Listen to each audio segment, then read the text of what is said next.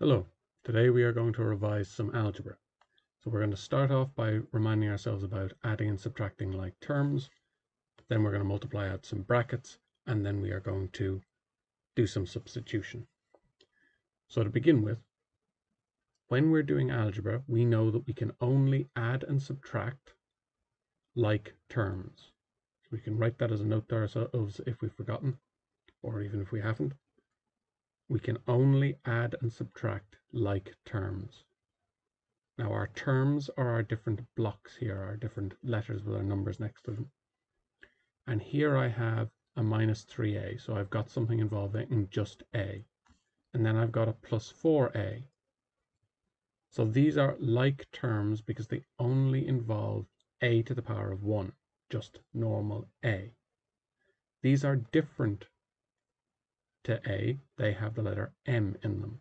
So I'm going to put a different symbol underneath them.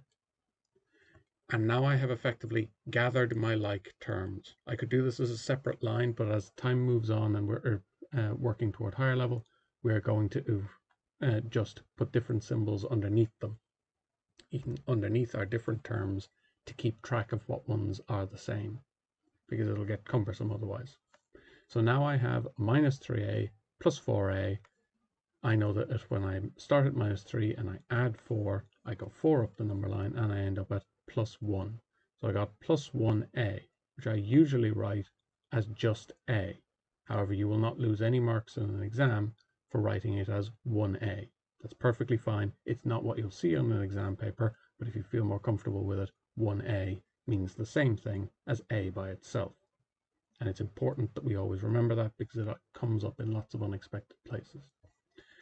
And then to finish off, I can also add up these like terms. I have plus 6m plus 4m, so I have 6 of something plus 4 of it is going to be 10m in total. So I have 10 m's and 1a. And that's as far as I can go, and I should have an equal sign in here. That's as far as I can go with that.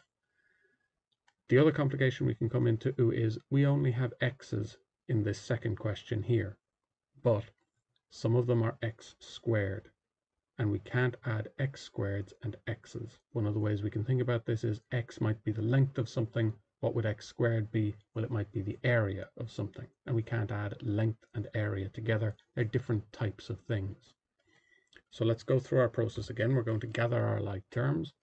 So I have an x squared here, and I have x squared stuff here, and I have x's here and x's here. So I've put different symbols underneath my different types of terms, and I know I can only add and subtract like terms. That does not count for multiplication and division, but for addition and subtraction, we can only add and subtract like terms.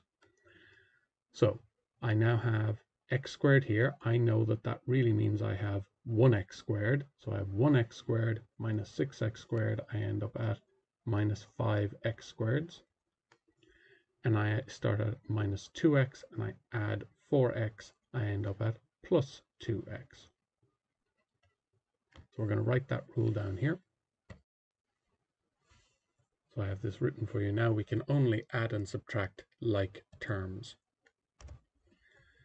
Next, a revision of our multiplying out brackets. If I have a number sitting next to a bracket, it means multiply. There is a multiplication symbol implied in here. If there was a plus in between them, it would be added together. But in this case, there's a number sitting next to a bracket. So if I have anything sitting directly next to a bracket, it means multiply.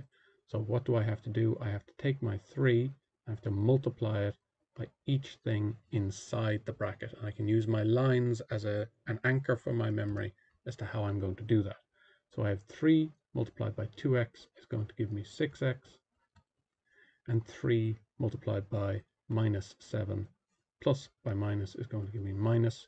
3 multiplied by 7 is going to give me 21.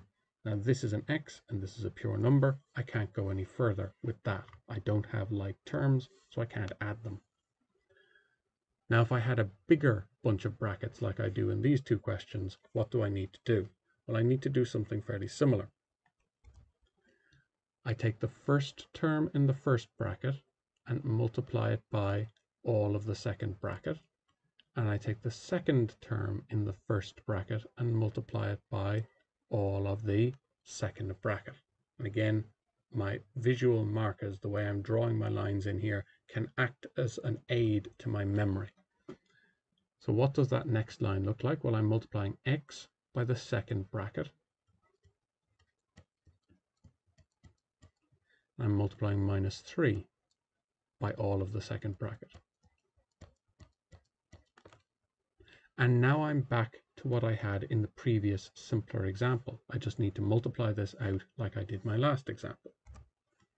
So x gets multiplied by 4x and by minus 1, and minus 3 gets multiplied by 4x and minus 1. And again, I draw in my lines to keep track of what I'm doing.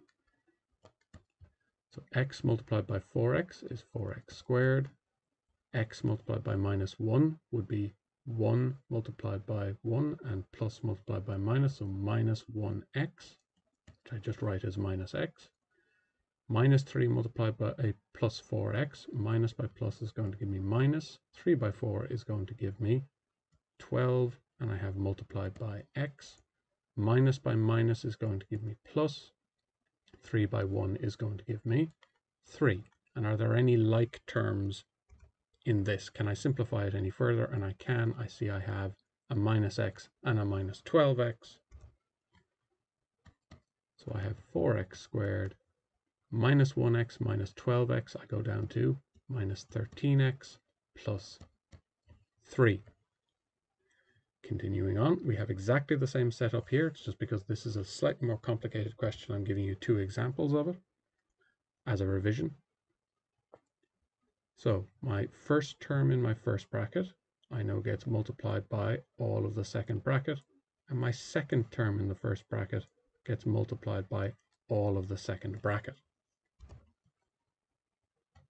So 2x, first term in the first bracket, gets multiplied by x squared minus 2, and plus 1 gets multiplied. My second term in my first bracket gets multiplied by all of my second bracket. And now I'm back to this simpler multiplying out of brackets. And I draw in my lines to remind myself of my structure. And I see that there is something a little bit funny with this, but this is an important skill, particularly at higher level, that we need to get comfortable with. There's an x squared here instead of x's like I had in here. But does it make any difference to the structure? No, it doesn't. I can see that I can still do the same type of thing, but I need to be careful of my powers of x.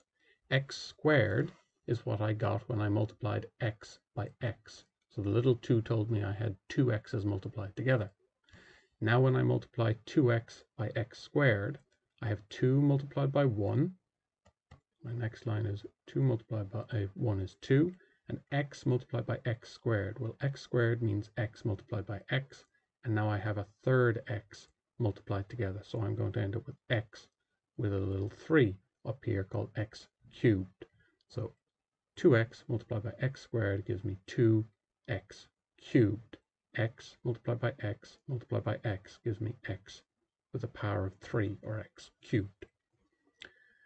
Now 2x multiplied by minus 2 plus multiplied by minus is going to give me minus. 2 multiplied by 2 is going to give me 4, and multiplied by x. 1 multiplied by x squared is going to give me x squared, 1x squared. And 1 multiplied by minus 2 is going to give me minus 2. And are there any like terms here? No, I don't think there are.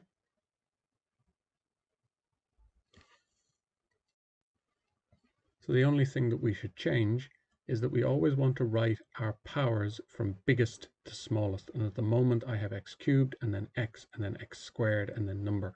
So what I want to do is write these in order for my final answer. And this habit will be very important when we get on to particularly division. But it is a general skill that we need to be careful of. So we write things from the highest power down to the lowest power. Final thing we want to look at is substitution. So if I'm told that k, the letter k, stands for minus 3 or is equal to minus 3, and y stands for 2 or is equal to minus 2.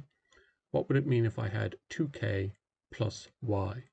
Well, anywhere there's a k, I have to put a minus 3 in brackets. And anytime we do substitution, we're always going to be careful that we use brackets. It will save an awful lot of heartache with errors in signs, which we will see in a little while. So now I have 2 multiplied by minus 3 is minus 6. And plus multiplied by plus 2 is just going to be plus 2. So minus 6 plus 2 is minus 4. I have k squared minus 9y. I know that the k means minus 3, so I just put that in brackets and put on the squared, and then minus 9 times y is 2, and always the 2 goes in brackets. So I have squared means multiply something by itself, so minus 3 multiplied by minus 3, minus by minus is a plus, 3 by 3 is 9, and then I have minus by plus is minus, and 9 by 2 is 18. So I end up with minus 9. And finally, y squared minus 2k, well, y is 2, so I have 2 in brackets and I square it, minus 2 multiplied by minus 3. And now because I have everything in brackets, it's very easy not to make a mistake with signs. So I have 2 multiplied by 2, plus 2 multiplied by plus 2 is going to be plus 4. Minus multiplied by minus is going to give me plus. 2 multiplied by 3 is going to give me 6. And I end up with 10. And that's a brief reminder of the different steps that we have in basic algebra.